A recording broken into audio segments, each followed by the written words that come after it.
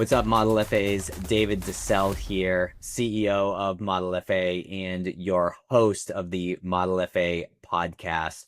And I have today joining me not only a very good friend of mine, but a client of mine for a number of years, Amir Noor, who is both a CFP and an EA.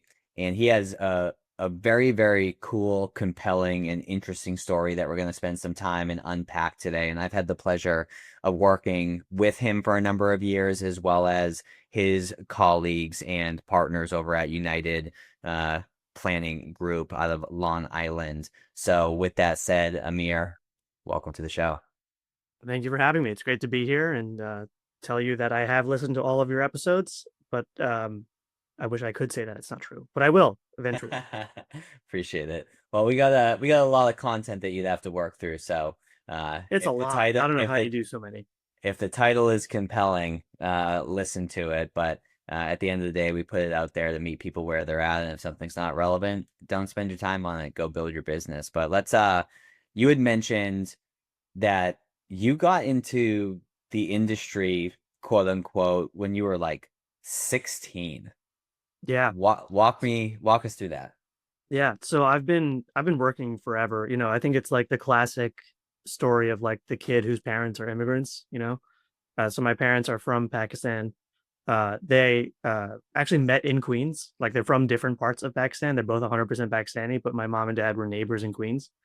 Um, and they, moved out to the Long Island suburbs, and then I was born. And my dad was a tennis coach. So when I was 14, I was in the hot sun picking up tennis balls for him, for what I was supposed to get money. I don't think I did. And so then when I was 16, I started working at like this coffee shop in my hometown, and I was very good. And one of the regular customers was a financial advisor. So he's primarily a life insurance based advisor. And he comes in and he's this old Italian guy. Back then he was 65. He's turning 80 this year. And he was like, "Hey, do you want a job?" And I was at work and I was precocious and I was like, "I have a job. I'm at work right now. You're talking to me at work." No, he's like, "No, another job." And I was like, "Yeah, okay." And so I started working for him after school. And yeah, I was just like doing life insurance paperwork and medical exams and like cold calling, like pretty much whatever. It was $8 an hour. And I was like, "Hey, why don't you have like these files scanned?" And he's like, "Oh, the good idea. Do it." Now, next thing I know, I You're have this like, big oh project. crap. Yeah, exactly. Right. So, like, hard work is rewarded with hard work. Right. So then I had to like build him a website and then I had to like scan all of his files and organize them. And he had been in business for 40 years, like pen and paper. And what I didn't know at the time is I was learning to be a financial advisor. I'm filling out annuity applications and life insurance applications and like doing all that stuff. So then he goes and does this big presentation a couple years later for a big union to talk about pension maximization. And I was really just there to like handle the projector.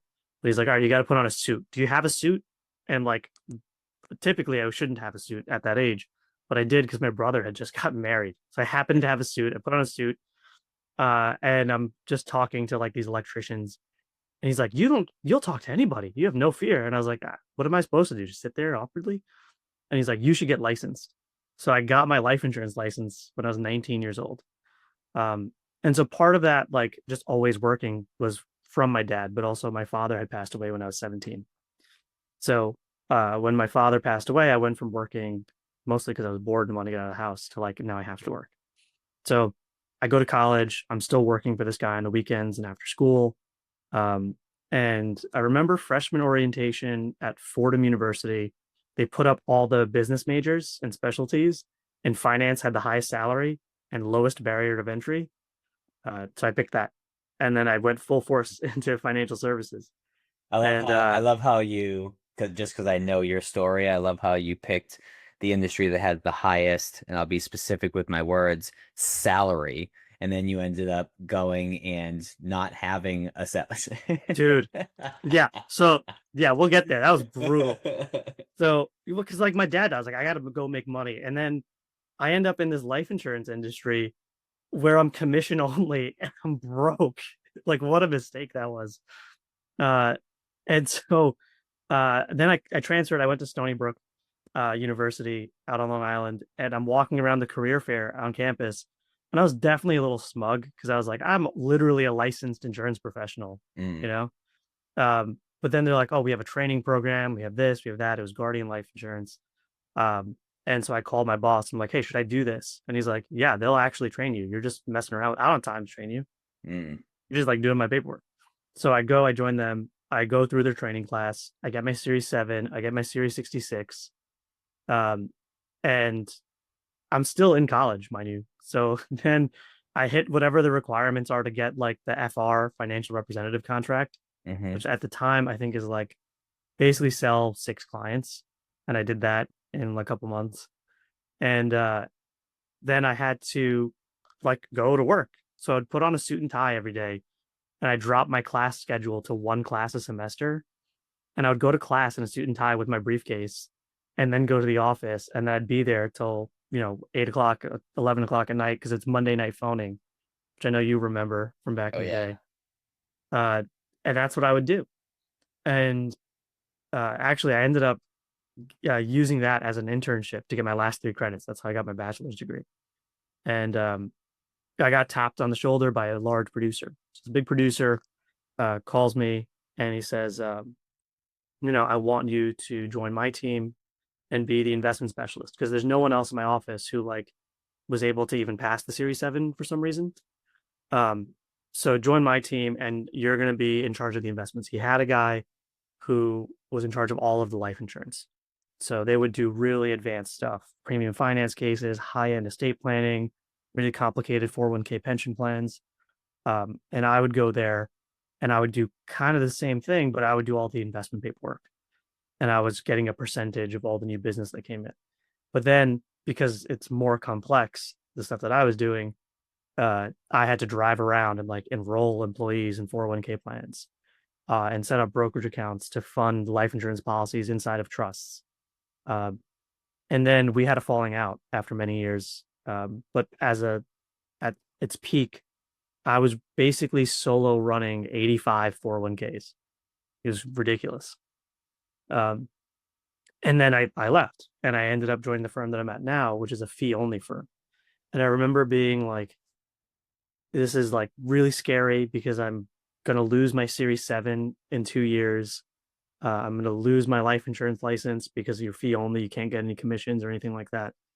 And, but I And that's how loved it. you ate, right? Was Yeah. those commissions. Um, so what was that? So you get into the fee only space, and shout out to Jerry for Yeah. having you be able to join the firm and plant a flag over there.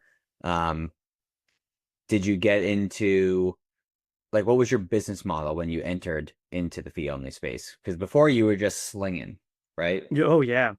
It's really interesting you say that because I think it's it's important to have the context of your clients. And so I come from a very low income background. Like I grew up on food stamps, you know, Mhm. and like getting the free lunch at school and doing all that stuff. And sometimes I run across clients and families where like they're in that boat. And I meet some financial advisors that are like fourth generation financial advisor to the trust fund. And like they might want to help those people, but you really don't have that context unless you lived it. And like you can learn what it means to set up a trust fund when you're a financial advisor. You don't know what it's like to be on food stamps unless you're on food stamps, right? Um, and I was really cognizant of that, and I always had this mindset that everyone deserves financial advice. So how do we make this more accessible? And so I took that model of like $3,000 for a financial plan and converted it into a monthly subscription, so it was more attainable for the average household, and it would be a couple $100s a month. And that went really, really well. People really liked that model. And I got over 50 some odd households just in like 2 years signing on for a subscription. So on that note, so I didn't want to skip past this. What were some of the things specifically that you did to develop business on the front end? Because it's not like you went fee only and then all of a sudden 50 people over 2 years raised their hands. What were some of the activities? Because that's one thing coming from a place like Guardian. puts, the proverbial hair on your chest, to, not Yes. be afraid to go and pound the pavement and develop business. But I have some folks that I'm thinking about right now that have a similar business model, but they're struggling bringing business in the door. So I want to get very granular. What are some of the things that you did to find and bring on those 50 clients? Yeah. So it's a good question. And I say the same thing to everyone because I've tried every single form of client acquisition. I did the Monday night phoning. I did bought lead lists. I did automated webinars. I did in-person seminars. I gone to networking events. I still go to networking events. I door knocked like guys that sell solar panels. Hmm. Uh, and what I found through every form of prospecting for business, the thing that would sell you is what you should do. Because on some level, particularly in our industry where there's no shortage of financial advisors, in fact, there might even be a surplus, right? Um, you work with clients that like you. Like no one's going to hire you if they don't like you and they can't stand you. So because they like you, they're in some way, shape, or form similar to you, either by race or creed or age bracket or just personality. And so if they like you, they're probably similar to you. So the things that would close you and sell you is what you should do. So I hate and loathe newsletters. If somebody sends me a newsletter, I'm instantly blocking them from my life. You sent me a newsletter once, and I think I immediately unsubscribed. And I called you and asked you to not do that. Right. Uh, I hate it. I don't want it. Don't send me an email. I don't care. Don't send me Christmas cards either. I don't want to just take, I feel bad throwing out a photo of you and your family. I don't want the Christmas card. Just text me a picture and ask me how I'm doing. Right. So I shouldn't send that. And I've asked some of my clients, hey, I was thinking about doing this monthly newsletter. They're like, please don't. Right. They don't want it. So where I have the most success is meeting people in person and shaking their hand. So I go to a ton of networking events. I really enjoy learning and attending seminars and lectures. So I do seminars and I do lectures and I rent out a venue and I go and I do public speaking. And I go to organizations and I ask them if I can do an educational class. So even pre-COVID, when I was at Guardian, that's how I got clients. I've spoken for different bar associations on estate planning, right? And I would partner with a lawyer so that they would get CLE credits. I've gone to hospitals and I've done lectures on student loans for the resident physicians there. And that's very successful for me, but I like doing that. If you don't like public speaking and someone's telling you to try public speaking to get clients, don't do it. You're not going to do it well. It's not going to work for you. Um, so when you're in the hospital setting, the organization, like you're speaking, like the obvious call to action is, and I'm summarizing this is, if you want to learn more, if you like to chat, book a call, book a meeting, whatever. But when you're in the networking events, because I know that you spend a lot of time, whether it's at a happy hour or a more formal professional networking event, like I want to say there was a point in time, and maybe it's still the case, where it was like few times a week that you were, going out and Mm-hmm. attending these things. So what my question is, you don't go in there and start selling. You go in there and you connect and you build a relationship. What was your way of like transitioning from we're enjoying this beer together to come in or let's hop on the call and let me help you with financial planning and making them a client? Like what was that inflection point? How did you make that transition without coming off as salesy? Yeah, it's a good question. And so ultimately what happened is um, it was always a bunch of different ways depending on who the personality was of the person I was speaking with. Um, but the things that stand out in memory are networking events are like a dime a dozen. And there's oftentimes like a lot of life insurance salesmen, right? There's a lot of people with yoga studios. There's a lot of people who very obviously are there because they don't want to go home to their spouse. Um, there's a lot of people that are suddenly doing coaching when they had failed in their previous career, right? Hmm. Um, and so I personally would be at the bar making fun of those people. And so that somebody else that also felt the same way, it's probably because they were adding value. And so they're listening to a bunch of people that really aren't adding value, like yapping about nothing. Hmm. So me and a highly successful lawyer would be like in the corner having a drink together and making fun of everybody else. And then he would invite me to another organization's event. And then make friends with the same people in the corner making fun of everybody else over and over and over again. And then I would want to host some kind of speaking engagement for a bar association or whatever and invite them and ask them to bring their friends. And then that was the pivot where we went from friends to now in my talk that they went to be a body in the room as a friend. We're like, oh, I didn't know you did that. Can you help me with XYZ? Well, one thing that I've come to appreciate about you over the years is that you don't have a filter and you tell it how it is. So I appreciate the honesty in terms of how you connected with other people. That's how I did it. Yeah.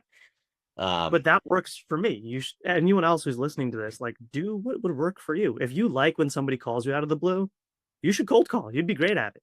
yeah. Yeah, I have a client, Joe, who lives in Seattle, who he cold calls salespeople at tech companies, and he Yeah. crushes it. He books like a few new appointments a day when he picks up the phone to do it. Yeah. And it's not that he's like wakes up and is like, I can't wait to cold call, but he's like, I'm kind of good at it, and it doesn't drastically drain my energy, so well, let me do it. So, Yeah. pick your poison, so to speak. So to pivot back, so you mentioned a couple $100 a month in subscription is your or was your pricing model when you started. I think like anything else, over time you start to realize that there's only so much capacity. And Mm. I would imagine, slash, I know because I work with you, that your pricing that your pricing has changed. So what is it now? Someone comes to you, what do you charge in? Yeah. So we're members of the Garrett Planning Network, which is in one of the fee only networks. There's a dozen of them.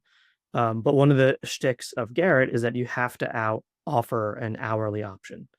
You have to, right? It has to Mhm. exist. It can be priced in a way that whatever you want, but you have to offer an hourly engagement. And so we do. So I always offer that to people. I personally think most people shouldn't do it. It gives you this false sense of security because then a year later, or in our case, 2 or 3 months later, there's a new president, and then you got to redo your whole financial plan. But anyway, so I start there. I always start there because I have to offer that option, and that is estimating the number of hours I think somebody will need for me to develop their financial plan and do the analysis and explain it and offer them a couple of tweaks, right, and a couple of review meetings. My hourly rate's $400 an hour right now, uh, and on average, it takes let's say 12 hours, which is $4,800. So then I just divide by 12, and I offer that monthly subscription of $400 a month. Where I've had a little bit of struggle, and it's very infrequent, but every once in a while, there's a misunderstanding where the client thinks that they only need 3 months or 4 months and then they'll be fine and want to cancel, but contractually they're in a 12-month minimum. And I think even though I say it and it's in the contract that the client signs, there's a little bit of a disconnect there. So I've changed the language where I'm no longer calling it a subscription because that implies a cancellation. And I don't think of financial planning like that. I think of financial planning the way that you would think about personal and physical health.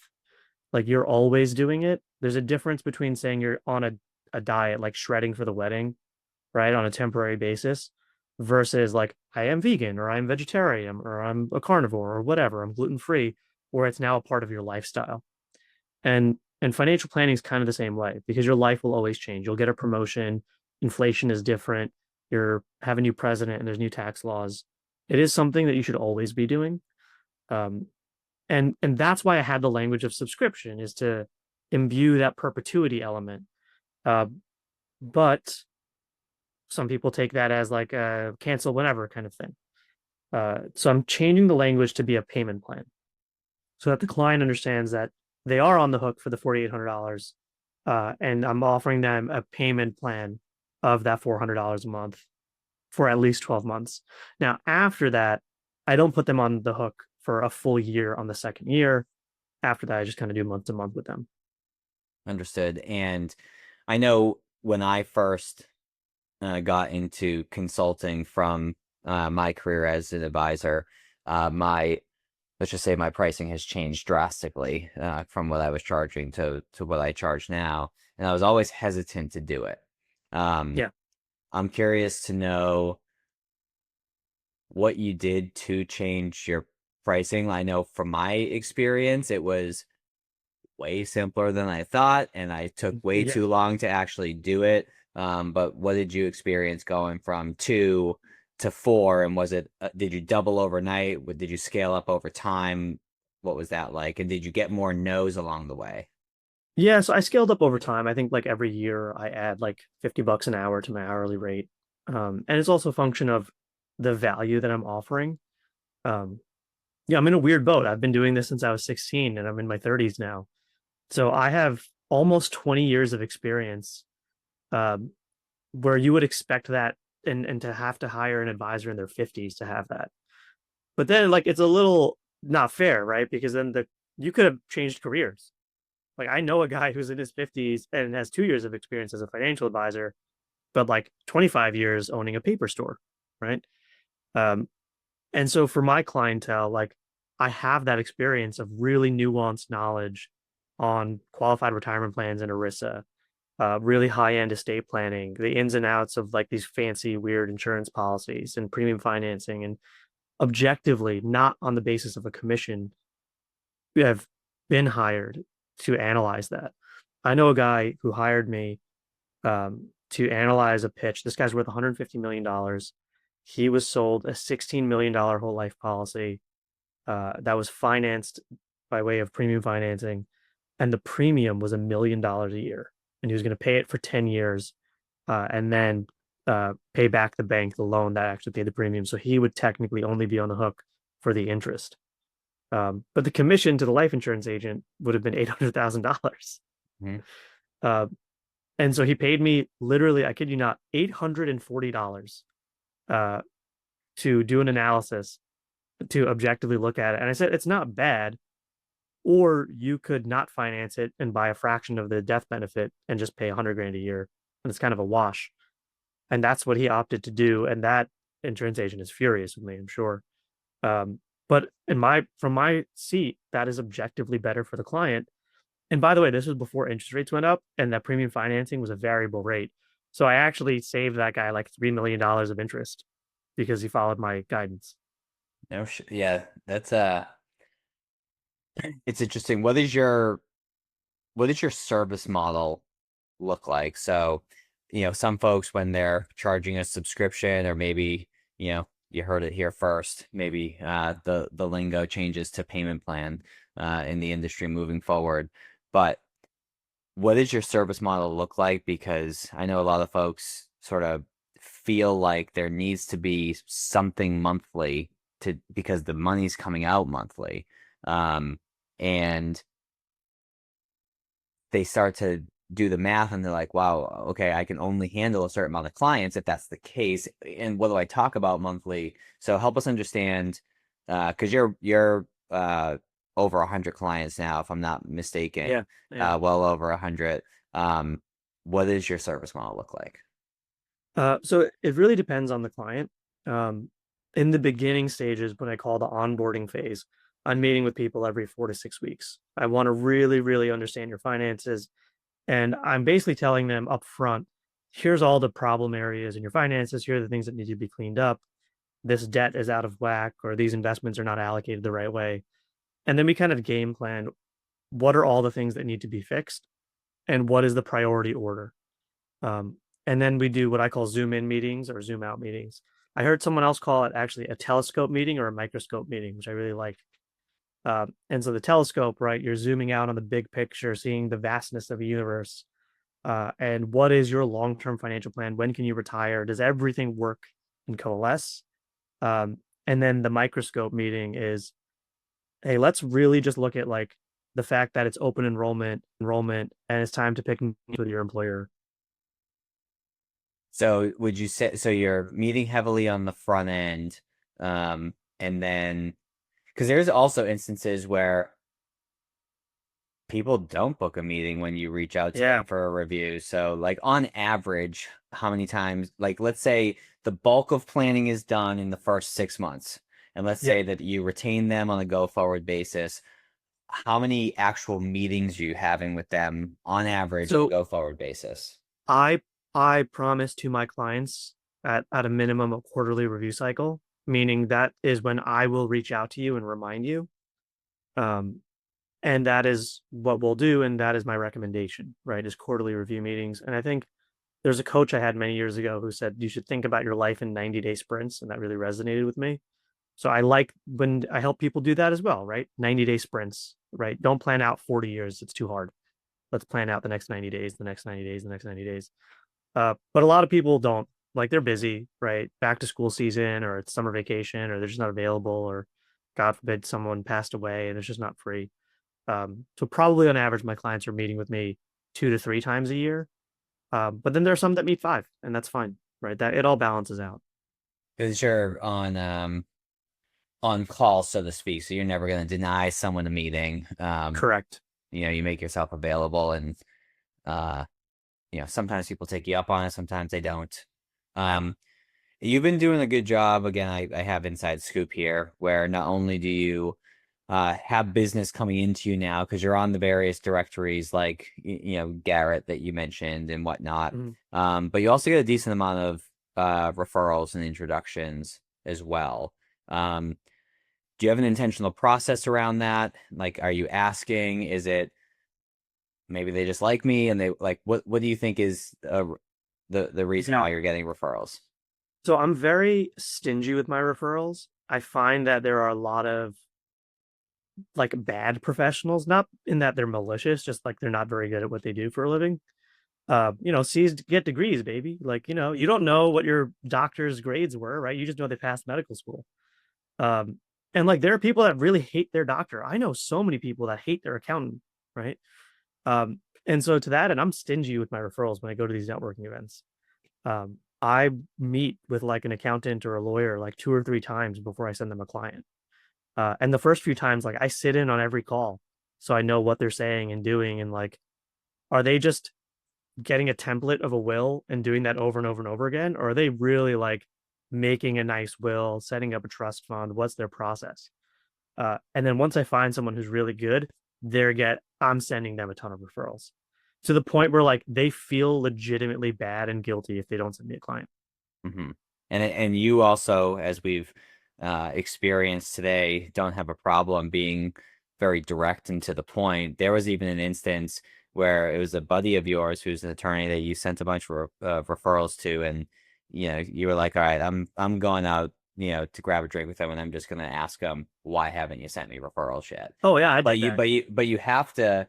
Granted, it's direct, but you wouldn't necessarily do that with someone that you don't have a relationship with. So it's the first thing is like focus on the relational aspect, become very, very close with them, and then you have the permission to be overly direct in those scenarios. Would you agree? Well, yes and no. I think the first piece is I'm in New York, so I don't have to play by certain Okay. Southern and Midwestern niceties. But the second thing is, even if that guy never sent me a client, I would still send him a ton of referrals because he's objectively very good. And the thing that's most important to me is not, am I getting back? It's, are they doing right by my clients? Hmm. What about referrals from clients? So that's COIs. Yeah. So, I listened to the Dan Allison episode. That one I did listen to. Oh, I Uh, appreciate you. yeah. So like I like the feedback marketing stuff. I have implemented it. That's been successful.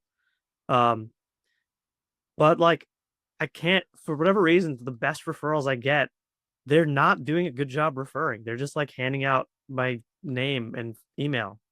But I get those emails once a week, you Hmm. know?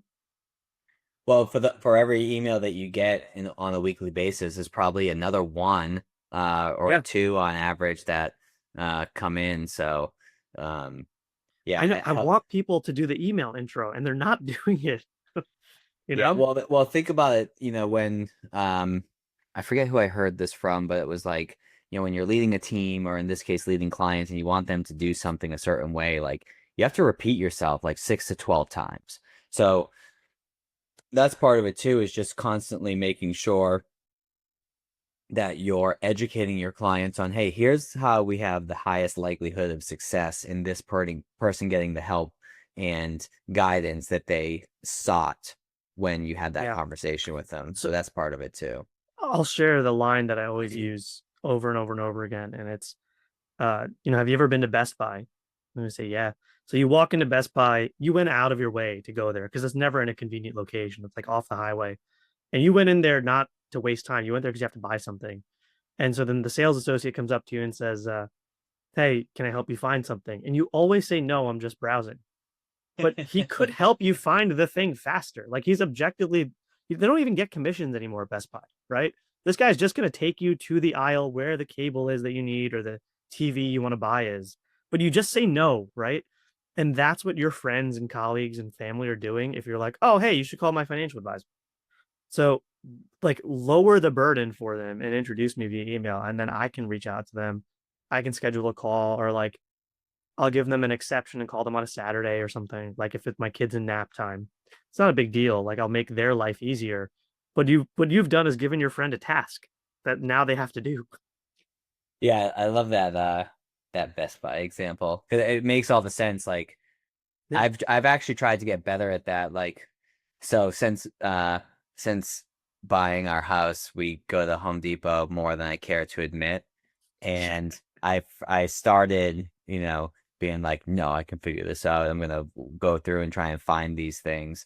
And now, as soon as I walk in, I look for someone in an orange apron and I say, I'm looking for this. Can you bring me? And it cuts my time down by like 75% Yeah, in the Home Depot. exactly. But like you get it, you're from Massachusetts, right? You're so conditioned to be like, leave me alone. Yeah, I don't I'll no. find it. Don't sell me That's anything. that's funny. Um, So one of the last things I want to go through before we start to wrap up is you feel strongly about the fact that there's different types of quote unquote advisors in different models. And you've been a part of a couple of them throughout your career. And you don't necessarily think that um, they're good or bad. They just all have their own place. Unpack that. I'd like to understand that a little Yeah. bit better. Yeah, I feel very strongly about this. I think Michael Kitces does too. He says the term advisor instead of advisor, in the sense that they're what you are providing and what you are selling is your advice, right? Now, if you are at New York Life, or even if you're an independent life insurance agent, you have the authority to use the title financial advisor, but you're not really providing financial advice, right? You are not compensated for the advice you provide. You're compensated for the product or solution that you provide to that client. Now, in order to determine which product was the best solution, you may have had to render some advice, or the product in and of itself could be considered advice. But really, you're an expert in finding a narrow type of product for that client that may or may not be in their best interest, depending on whether or not you hold yourself out as a fiduciary. But be a really good life insurance agent. That's not a bad thing, right? Uh, but you're not really providing financial planning. You're not doing that analysis. And then that's bad for the end consumer. It's bad for the average American because then they think they are in receipt of a service that they're really not. And there is a place for asset management. There is a place for life insurance agents. There is a place for straight up advice and consultations. There is a place for Social Security expertise and Medicare and Medicaid and lawyers. But I'm against that in every industry. The people that say they're doing everything when they're really not. I'm against the lawyer that says I can help you sell your house or buy a house and do your real estate transaction. Oh, and by the way, I can do your wills and parking tickets. And he's just using templates for everybody. Like, don't do that. Be really good at something. And a lot of people tout this like, oh, you got to diversify and have multiple streams of income. But that's never been really the way people became successful. We look at Bill Gates and Steve Jobs as examples.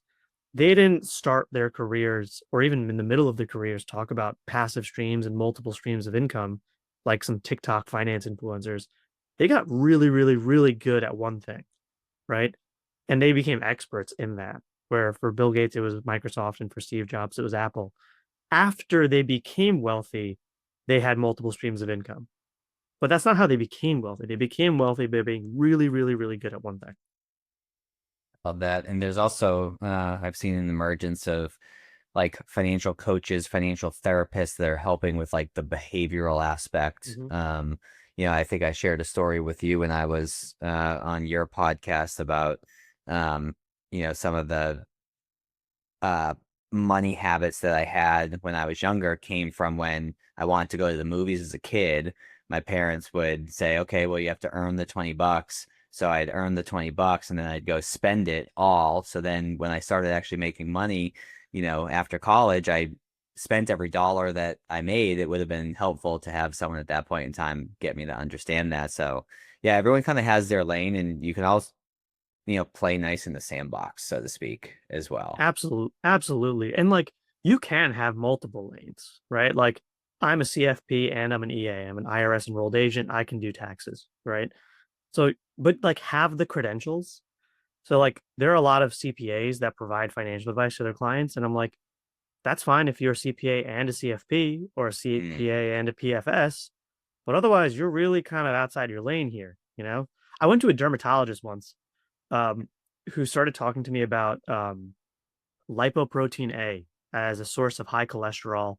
And then he was like, well, but I'm not a cardiologist, but you should look into that. Like it was very much like he just graduated medical school and thought he was a fucking genius, you know? Um, but it made me not like him as a dermatologist, right? Like he's playing in lanes that he doesn't know. When I go to my pediatrician, if I ask him a question about my son, he's on it. But if I ask him another question, he's like, I don't know. I'm not a cardiologist. I'm like, Mm. I respect that actually. I have a very good friend who's a pain management doctor. I ask him questions about the kids. He's like, I don't know, dude. I'm not a pediatrician. Like I did kind of learn it in medical school, but I'm not a pediatrician. I respect that more. And I think the average person does too. And our industry should learn from that. I love that.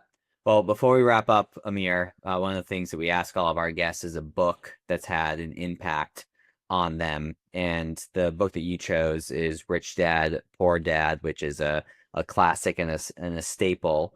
But what's the impact that it had on you, and why'd you pick that today? So it solved all of the fights in my marriage about money because my wife knows nothing about money, and then I paused a fight midstream one time because I realized we had fundamental differences in how we thought about money, and like I was operating from a position of power because I'm a financial advisor, and my wife wasn't trying to talk to her financial advisor; she was trying to talk to her husband. Mm. But we had completely different levels of education on this, so I had to read the book. I like paused mid fight and I was like, hey, read this and then come back to me. Thankfully, my wife is a speed reader. So like a week later, she finished the book and she had a whole new framework and understanding. And we were able to use the terms like assets and liabilities and values. And it wasn't like judgmental to her because words have different meanings for different people and they have different weights for it. Love it. Well, Amir, I have seen you and had a relationship with you when you were, this sounds worse than it actually was, but sort of like down and out, not really knowing, which way was up, so to speak, and trying to plant your flag to seeing you absolutely flourish and have a family, have the finances to support that family, and the trajectory that you're on is massive. And I've feel humbled and excited that I've been able to see that come up on your end. So I'm excited to see where you go. I appreciate the time that you spent today.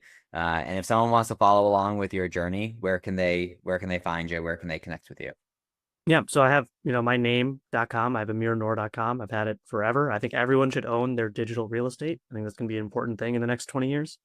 But I also have my own podcast. It's amirsanecdotes.com. And you can hear all sorts of different stories there. Awesome. Well, appreciate you for everyone listening in. Appreciate your time and attention. And we'll catch you on the next episode. And Amir, I think we have a coaching meeting next week or the week after. So I'll be chatting with you soon. That's right. See you later, buddy. Thanks. Bye.